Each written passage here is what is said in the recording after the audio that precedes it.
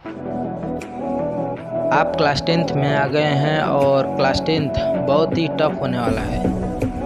अगर आप इन 5 गलतियों को जो मैंने किया उसे अवॉइड करते हैं तो आप क्लास 10th बोर्ड में हाईएस्ट स्कोरिंग कर सकते हैं। So hello everyone, my self Kartikeya और आज हम लोग डिस्कस करेंगे कि क्लास 10th में अच्छा स्कोरिंग कैसे करें, जो कि आपका एग्ज़ाम 2024 में होने वाला है। और इसमें क्लास 10th में मोस्ट ऑफ़ द स्टूडेंट कुछ कॉमन मिस्टेक्स करते हैं, जो कि मैंने भी किया, वो मैं आज आपको बताने वाला हूँ। तो सबसे पहले आप अपना नोटबुक और पेन लेकर बैठ जाइए और इस वीडियो को लास्ट तक देखें। सो चलिए शुरू करते हैं। सो फर्स्ट है फॉलो 1 और 2 टीचर। देखिए, इस समय ऑनलाइन का ज़माना आ गया है और कुछ स्टूडेंट हैं जो कि स्कूल में भी पढ़ते हैं, कोचिंग में भी पढ़ते हैं और ऑनलाइन भी पढ़ते हैं। तो मैं ये मानता हूँ कि ये सबसे बड़ी मूर्खता है। अगर आप एक सब्जेक्ट को 3 टीचरों से पढ़ेंगे तो आपको ज़्यादा समझ में नहीं आएगा।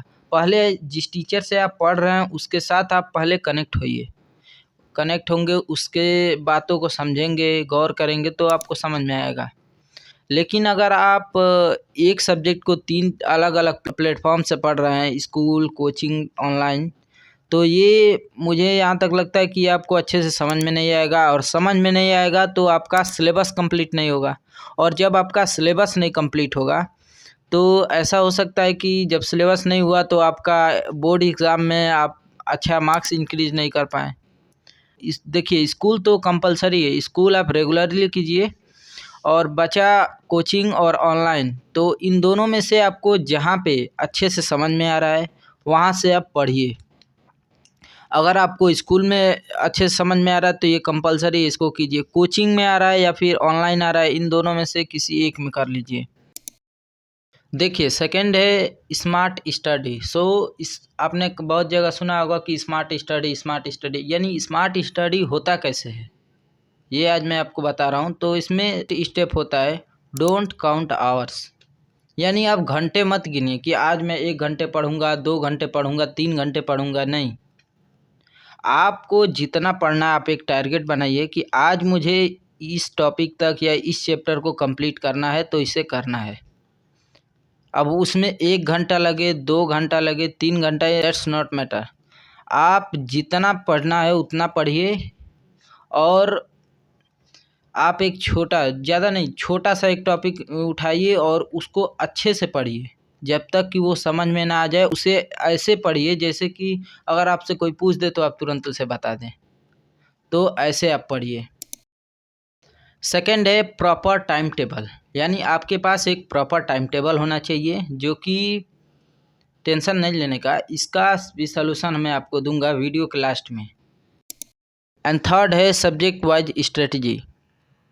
Every subject have their own strategy, यानी फॉर एग्ज़ाम्पल जैसे कि मैथ हो गया।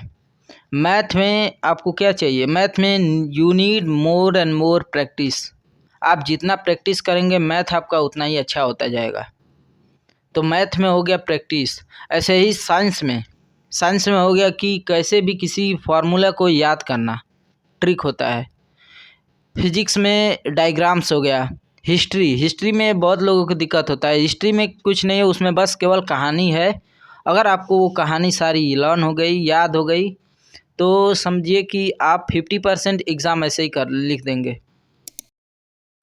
एंड थर्ड है writing practice. This is very very very important, क्योंकि देखिए क्या है कि बहुत सारे ऐसे स्टूडेंट होते हैं जो कि बस केवल याद करते रहते हैं, वो लिखने का कभी प्रैक्टिस ही नहीं करते हैं। तो आपको मैं बता दूं कि जो एग्ज़ाम होता है, बोर्ड एग्ज़ाम या फिर कोई भी इंटरनल एग्ज़ाम होता है आपके स्कूल में, तो उसमें आपको कितना याद है कितना नहीं याद है टीचर ये नहीं देखता है। टीचर ये देखता है कि आपने अपने कॉपी में, जो टेस्ट कॉपी है उसमें कितना आप लिखा है, आपने उस पे नंबर मिलता है। और देखिए, अभी से आप लिखना स्टार्ट कीजिए। जब भी आपको टाइम मिले तो कोई क्वेश्चन उठाइए, उसको लर्न किए हैं तो उसको एक बार लिखिए, 1 बार 2 बार जितने बार लिखना हो लिखिए। एक तो आपकी राइटिंग लिखेंगे तो आपकी राइटिंग सुधर जाएगी, और दूसरा कि एक लिखने का, उसको अगर वो क्वेश्चन आ गया तो उसको लिखने का आइडिया आपको पता चल जाएगा। और देखिए जैसे कि एग्ज़ाम्पल में हम लेते हैं एसएसटी। एसएसटी में वो लिखना है तो अगर आपको इसमें स्टोरी पता है, एसएसटी की हिस्ट्री में अगर आपको स्टोरी पता है तो आप उसे अपने हिसाब से भी बना के लिख सकते हैं। जैसे कि एक टॉपिक है जलियांवाला मैसेकर, यानी जलियांवाला बाग हत्याकांड। तो उसमें अगर आपको आ गया कि राइट अबाउट जलियांवाला बाग, या फिर आ गया write a note on Jallianwala Bagh, तो आप अगर आपको हिंदी में पता है, स्टोरी पता है, तो आप लिख सकते हैं। लेकिन अगर आपको सब कुछ पता है और आपको सेंटेंस बनाना नहीं आ रहा है कि कैसे लिखें, तो सब कुछ आपका वेस्ट हो जाएगा, नंबर चला जाएगा। तो आप कैसे लिखते हैं, जैसे कि आपको पता है कि जलियांवाला बाग हत्याकांड 13 अप्रैल 1919 को हुआ था, जो कि बैसाखी का मेले में सभी लोग अटेंड करने आए थे, वहीं पे हुआ था अमृतसर में। तो जैसे ऐसे आपको याद है तो ऐसे आप लिख सकते हैं। और देखिए जो राइटिंग प्रैक्टिस है ये स्पेशली 3 सब्जेक्ट में ज़्यादा फोकस कीजिएगा, जैसे कि साइंस हो गया, इंग्लिश हो गया और एसएसटी। इन तीनों में आप जितना ज़्यादा और जितना अच्छे तरीके से लिखेंगे उतना आपको मार्क्स अच्छा मिलेगा। एंड फोर्थ है कंसिस्टेंसी रूल। आपको हमेशा कंसिस्टेंसी फॉलो करनी है। इट मीन्स दैट आपको रोज़ डेली, ज़रूर नहीं है कि आप 8 घंटा पढ़ें 12 घंटा, नो। आपको केवल एक टॉपिक अगर पढ़ने का बिल्कुल भी मन नहीं है तो आप एक टॉपिक उठाइए, उसे थोड़ा सा पढ़िए, जितना पढ़ना है उतना ही पढ़िए, लेकिन रोज़ पढ़िए। ज़्यादा पढ़िए, रोज़ पढ़िए, इन दोनों में बहुत अंतर है। अगर एक पत्थर है, अगर आप उसे तोड़ना चाहते हैं तो अगर आप एक हथौड़े से उस पत्थर पे रोज़ मारेंगे तो वो धीरे धीरे करके टूट जाएगा। लेकिन आप सोचेंगे कि वो एक ही दिन में टूट जाए, तो ऐसा कभी नहीं हो सकता कि वो पत्थर एक ही दिन में टूट जाए। एंड फिफ्थ है दिस इज़ लास्ट बुक। बहुत सारे बच्चों को होता है कि बुक कौन सा फॉलो करें, तो मैथ्स में आ जाता है एनसीईआरटी, आर.एस. अग्रवाल, साइंस में है एसचंद है, और भी अनेक प्रकार के बुक हैं। तो मैं कहता हूँ कि बुक आप केवल एक ही फॉलो कीजिए, दैट इज़ एनसीईआरटी। और एनसीईआरटी को छोड़कर बोर्ड में कहीं से भी क्वेश्चन नहीं आता है। एनसीईआरटी के एग्जाम्पल आते हैं, उसकी एक्टिविटी, बस इतना ही आता है एनसीईआरटी में। और इंग्लिश में हो गया तो इसमें कहानियाँ आ जाती हैं, जो भी कहानियाँ हैं, पोएम्स हैं, उनको आपको याद करना है, उसके हिसाब से आप बना के भी लिख सकते हैं।